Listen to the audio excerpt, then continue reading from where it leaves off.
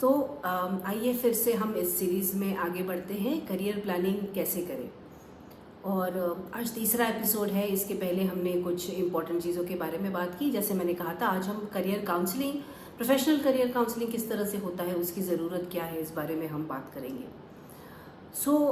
जैसे मैंने कहा था पिछले एपिसोड में कि काफ़ी सारे ट्रेड्स होते हैं हम में जो हमको दिखते हैं और हम बच्चे में देख पाते हैं, पेरेंट्स बच्चों में देख पाते हैं, स्टूडेंट्स अपने आप में देख पाते हैं, लेकिन उनमें से कई ट्रेड्स को हम नज़रअंदाज कर देते हैं और हम उन चीज़ों के ऊपर फोकस करते हैं जो दुनिया कहती है हमको कि ये अच्छे करियर है, ये अच्छा कॉलेज है, या अच्छे सब्जेक्ट है। तो करियर, साइंटिफिक करियर काउंसलिंग में आपके जितने ट्रेड्स हैं जो आपने देखे हैं या जो आपने नहीं देखे हैं, उन ट्रेड्स के कॉम्बिनेशन के साथ में आपके लिए आपका कौन सा करियर, किस तरह के करियर आपके लिए अच्छे हो सकते हैं और किस तरह के करियर आपने नहीं करने चाहिए, ये क्लैरिटी के साथ आपको देखने मिलता है एक साइंटिफिक करियर काउंसलिंग प्रोसेस में। साइंटिफिक करियर काउंसलिंग हमेशा एक्सपीरियंस्ड काउंसलर के साथ ही करना चाहिए। ऑनलाइन भी काफ़ी सारे टेस्ट अवेलेबल है, लेकिन एक बात मैं आपको बता दूं, दुनिया में ऐसा कोई टेस्ट नहीं है जो इंसान को पूरी तरह से समझ सके, क्योंकि हम मैकेनिकल नहीं हैं। हम में इमोशंस भी एक एस्पेक्ट होता है, हमको सपने देखने होते हैं, हमारी इच्छाएं होती हैं, हमारे कई बार इमोशनल कनेक्शंस होते हैं कई चीज़ों के साथ में। तो ये सारी चीज़ें जो हैं, ये कोई टेस्ट के द्वारा 100% कभी भी चेक नहीं की जा सकती, डिटेक्ट नहीं की जा सकती है। इसीलिए केवल एक ऑनलाइन टेस्ट कर लेना is an incomplete process of understanding कि आपके लिए कौन सा करियर बेहतर होगा। इसीलिए हमेशा एक अच्छे एक्सपीरियंस्ड काउंसलर के पास अगर आप करवाते हैं ये प्रोसेस, तो it you will always find that आपको होलिस्टिकली समझ के फिर आपके लिए करियर सजेस्ट की गए हैं। तो जो टेस्ट यूज़ होते हैं साइंटिफिक करियर काउंसलिंग में, इसमें personality test, interest test, aptitude test, या 3 तरीके के टेस्ट होते हैं। इंटरेस्ट टेस्ट जो है और पर्सनालिटी टेस्ट जो है, ये सब्जेक्टिव टेस्ट होते हैं।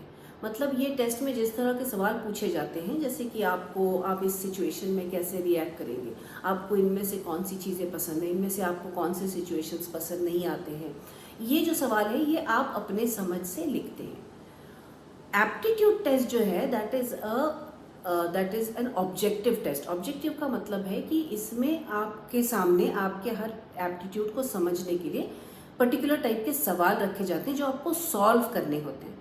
तो अगर आप में वो एप्टीट्यूड है तो आप उस चीज़ को ढंग से प्रॉपरली सॉल्व कर पाएंगे। अगर आपका एप्टीट्यूड वहाँ कम है तो आप पूरी तरह से उसको सॉल्व नहीं कर पाएंगे। तो यहाँ पर आपका सब्जेक्टिव कोई भी बायस नहीं आ सकता है। इसीलिए सारे टेस्ट में एक proper aptitude test is the most important test for proper career planning.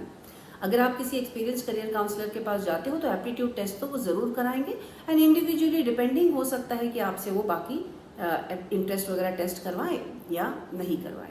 एक एक्सपीरियंस काउंसलर आपके पर्सनालिटी को भी एक किताब की तरह पढ़ पाते हैं और कई चीज़ें जो आप बोल नहीं पाते हैं वो भी समझने की एबिलिटी उनमें होती है। एक्सपीरियंस्ड काउंसलर आपके पेरेंट्स से भी बात करते हैं, पेरेंट्स या आपके घर के जो भी इंपॉर्टेंट लोग हैं, ताकि वो समझे अगर कोई बात आपके बात करने में मिस हो रही हो तो कौन सी और इम्पॉर्टेंट चीज़ें हैं उसमें जो इंक्लूड करनी चाहिए।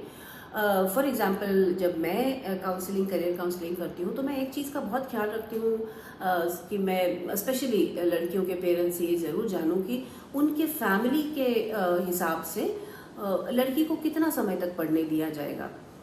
वो क्या तब तक पढ़ सकती है जब तक उसका मन है, या जनरली फैमिली में ये है कि नहीं 23-24 तक शादी करा देनी चाहिए, उसके बाद में तो जैसे ससुराल में होगा वैसे अगर है। तो ये फैक्टर इतना इम्पॉर्टेंट है, ये किसी टेस्ट में डिटेक्ट नहीं हो सकता है। जब मैं बात करती हूँ तब मैं ये पता करती हूँ, क्योंकि अगर उस लड़की को बहुत आगे पढ़ने की परमिशन नहीं होने वाली है तो मैं कोशिश करती हूँ कि उसको कुछ ऐसा करियर मिले जो वो ग्रेजुएशन में ही शी बिकम्स अ प्रोफेशनल। मतलब उसके पास एक ट्रेड आ जाए, उसके पास एक स्किल आ जाए कि किसी भी तरह लाइफ में आगे उसको इस्तेमाल करना हो तो वो कर सके, भले ही उसको बहुत आगे तक पढ़ने की पॉसिबिलिटी ना हो। तो ये मैंने आपको एक एग्जांपल दिया, but an experienced counsellor will always see all of this aspect, हर चीज़ में पता करने की कोशिश करेंगे। अब एप्टीट्यूड टेस्ट क्या होता है? सो एप्टीट्यूड क्या होता है मैं आपको बताने की कोशिश करूँगी, बड़ी इंटरेस्टिंग चीज़ है ये।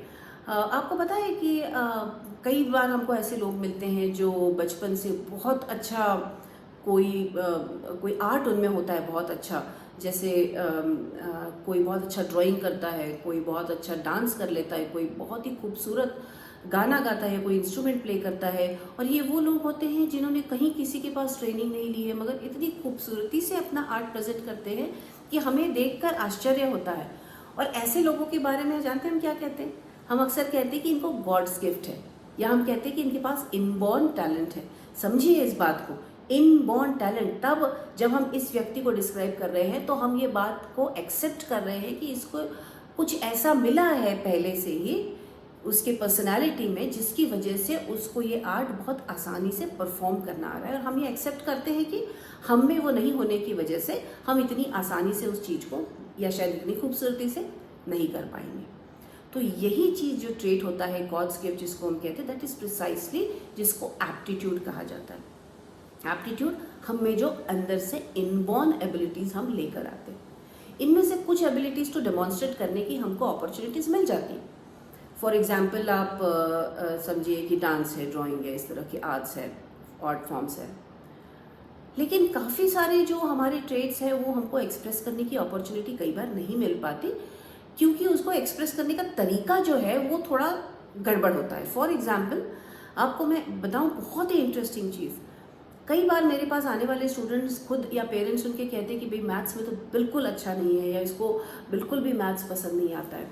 और जब हम एप्टीट्यूड टेस्ट में न्यूमेरिकल एप्टीट्यूड तक का टेस्ट, उसका रिपोर्ट देखते हैं तो इतना हाई स्कोर आता है कि पेरेंट्स को भी सरप्राइज होता है कि इतना सारा कैसे स्कोर कर लिए। तो यहाँ पर देखिए क्या हुआ है, यहाँ पर प्रॉब्लम ये हुई है कि जब वो मैथ्स के बेसिक पढ़ने की एज थी, समझ लीजिए आप क्लास 5th 6th 7th, ये 3 साल में आप देखिए कैलकुलेशंस, फ्रैक्शंस, इक्वेशंस, ये जो मैथ्स के बेसिक्स है ये इन 3 क्लासेस में बहुत उसका बेस किया जाता है।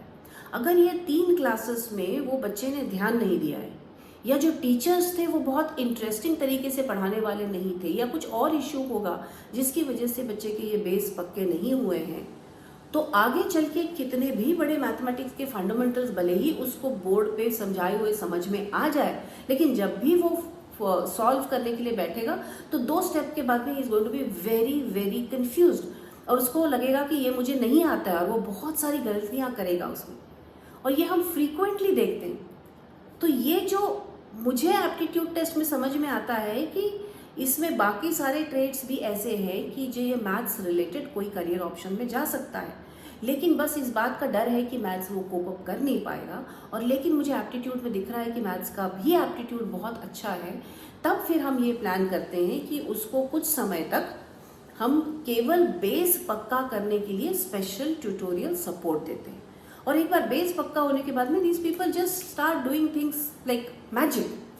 तो ये जो सारी चीज़ें हैं जैसे मैथमेटिक्स है या इंग्लिश है, ये पढ़ाने के ऊपर डिपेंड करती है। तो कई बार हमें अगर वो ट्रेड हो भी तो समझ में नहीं आता है। इसीलिए एप्टीट्यूड टेस्ट जब हम करते हैं तो हमको बच्चे के बेसिक चीज़ें समझ में आती है कि ये बच्चा बाय नेचर आर्टिस्टिक है, या टेक्निकल है, या लॉजिकल है या बहुत या लिंग्विस्टिक है, क्या इसके बेसिक ट्रेड्स है।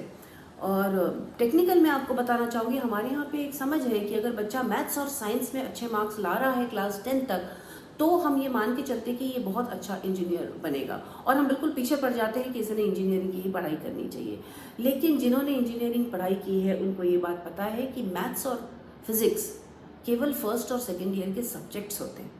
इसके बाद में जब टेक्निकल सब्जेक्ट शुरू होते हैं तो वो बच्चे जो बाय नेचर टेक्निकल नहीं हैं, वो पहले भले ही मार्क्स ला रहे हो मगर उनको समझने में बहुत ही ज़्यादा डिफ़िकल्टी जाती है। फिर इसमें जो एकेडमिकली बहुत वैसे स्टूडेंट होते हैं जो बिल्कुल कोई भी चीज़ रट के और पेपर लिख सकते हैं तो वो पास हो जाते हैं, अच्छे नंबर ला के पास होते हैं।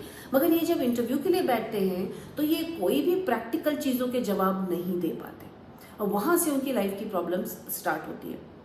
तो ये मैंने काफ़ी इंडस्ट्रीज़ के लोगों से सुना हुआ है जो इंटरव्यूज़ के लिए सब इंजीनियरिंग कॉलेज में जाते हैं कि जितने अच्छे रिजल्ट्स वाले बच्चे उनके सामने प्रेजेंट किए जाते हैं उसमें से हार्डली 30% ऐसे होते हैं जो एक्चुअली इंजीनियर्स बने हैं। बाकी 70% शायद केवल डिग्री होल्डर्स हैं, मतलब पास हो चुके हैं मगर they are not able to understand how to apply the knowledge. तो ये जो है कि अगर बच्चा टेक्निकल है, आपने ऐसे लोग देखे होंगे जो शायद इंजीनियरिंग की डिग्री नहीं भी हो तो भी घर की हर चीज़ें साफ ठीक कर देते हैं। उनमें एक कीड़ा जिसको कहते हैं हम है कि कोई चीज़ खराब हुई तो तुरंत खोल के कैसे भी उल्टा सीधा करके उनको बचपन से वो आदत होती है ठीक करने की।